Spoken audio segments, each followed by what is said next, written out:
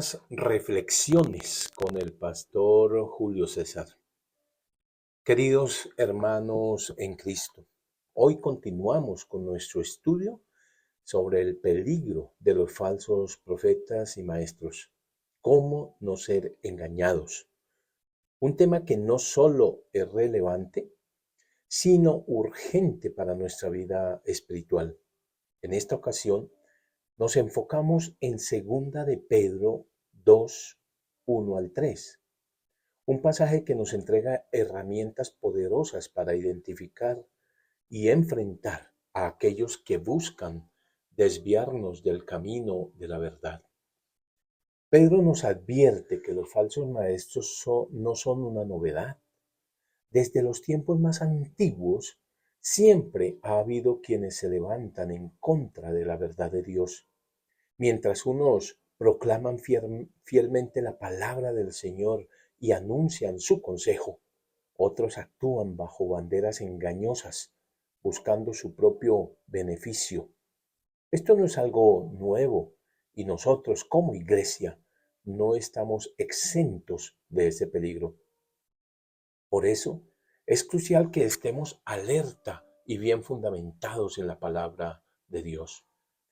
En Deuteronomio 18:20, Moisés nos habla del castigo trágico que le esperaba a aquellos que usaban el nombre de Dios en vano y hablaban en su nombre sin haber sido enviados por él. Este pasaje nos recuerda que Dios no toma a la ligera el uso indebido de su nombre, ni la manipulación de su palabra. Los falsos profetas y maestros siempre han existido y su característica común es la codicia, la avaricia, el engaño. Son hábiles en su manipulación y muchas veces se esfuerzan por hacer creer a otros en sus premoniciones o revelaciones, independientemente de si éstas cumplen o no. Pero, como nos enseña la Escritura, no saldrán ilesos de su pecado. Hermanos, la Biblia está llena de ejemplos que nos muestran cómo los falsos profetas y maestros han intentado desviar al pueblo de Dios. Uno de los casos más conocidos es el de los falsos profetas en tiempos de Jeremías. Mientras Jeremías anunciaba el juicio de Dios sobre Judá por su pecado, los falsos profetas proclamaban paz y prosperidad, diciendo, paz, paz, y no hay paz.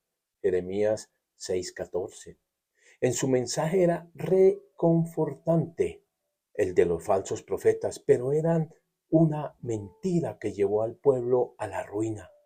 Jeremías, en cambio, fue perseguido por decir la verdad, porque su mensaje no era popular, pero era fiel a la palabra de Dios.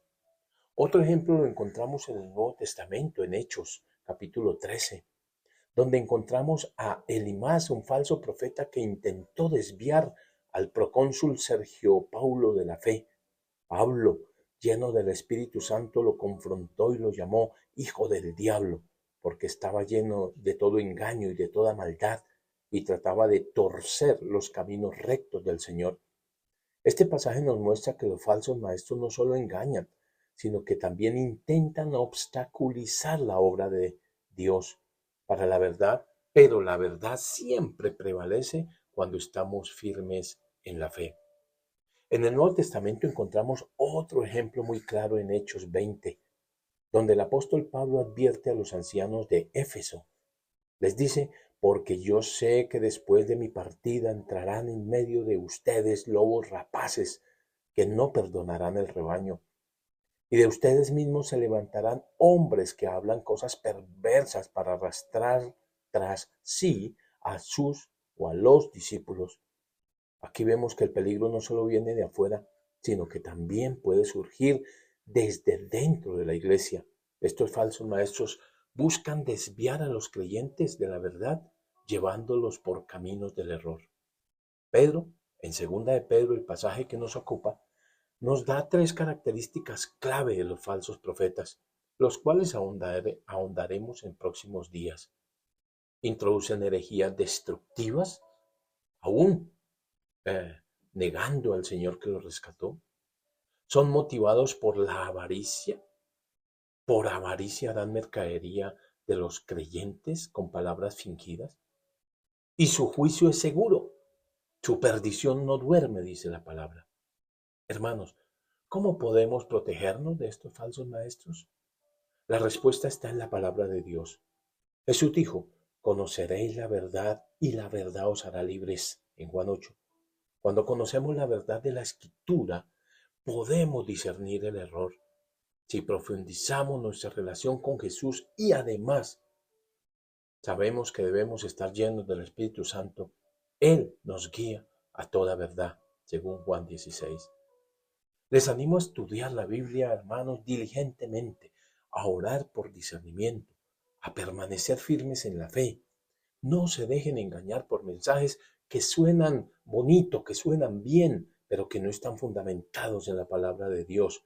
Como dice el apóstol Juan, amados, no crean a todo espíritu, sino prueben los espíritus si son de Dios, en 1 Juan capítulo 4. Oremos y oremos que el Señor nos guarde en su verdad y nos dé la sabiduría para reconocer y enfrentar a los falsos profetas. Sigamos firmes en la fe. Oremos para que el Señor nos recuerde que Cristo es nuestra roca y nuestra salvación. Amén.